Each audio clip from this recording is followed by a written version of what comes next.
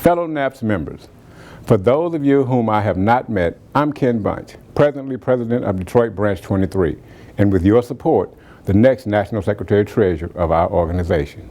For those of you whom I have met, it was perhaps at our national convention or maybe at one of our legislative training seminars. If that's the case, then you know many of the issues that I've raised over the years of my involvement in our organization. And from the reaction that I've received after raising those issues, it's been clear to me that many of those issues are also your issues. At one of my first conventions, I led a floor fight on the issue of managers, regardless of their level, should be compensated more than those they supervise. Despite a recommendation of non-concurrence from the committee, we were successful at convincing the body to side with us.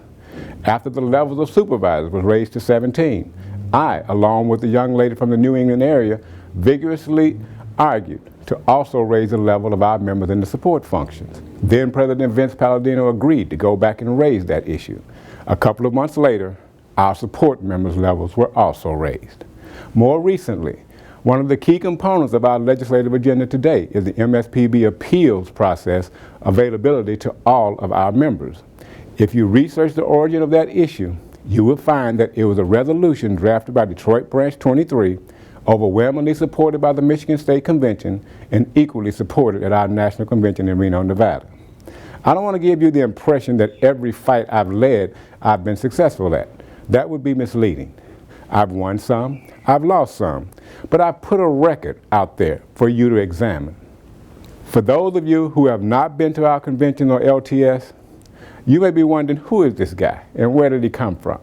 Prior to joining NAPS, I was an APW steward and officer. In fact, I was the Secretary-Treasurer for Detroit District Area Local of the APW, one of the largest locals in the country at the time.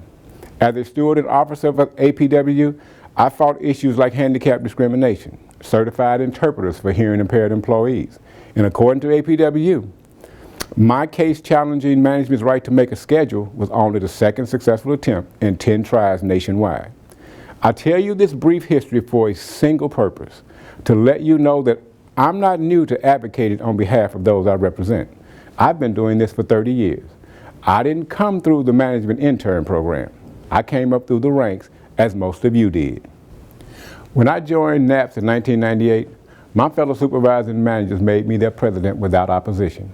They did that because of the knowledge and professionalism I demonstrated in dealing with them, even though I was in opposition. Right now, the OIG is investigating our NPA process, due in large part to our efforts in Detroit Branch 23. If you read my article in the Postal Supervisors, you know that we clearly exposed the hypocrisy of this present system.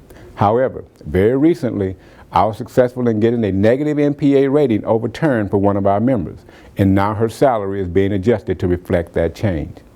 So I have an extensive background in both the adversarial and consultative process. I have seen successes in both. As members of a management organization, we in NAPS, our relationship with the Postal Service is supposed to be consultative. However, based on the way we're being treated these days, we may need to consider adding a little adversarial to the mix. And that, my fellow NAPS members, is an arena in which I can be very comfortable. Elect Kenneth Bunch, NAPS National Secretary Treasurer.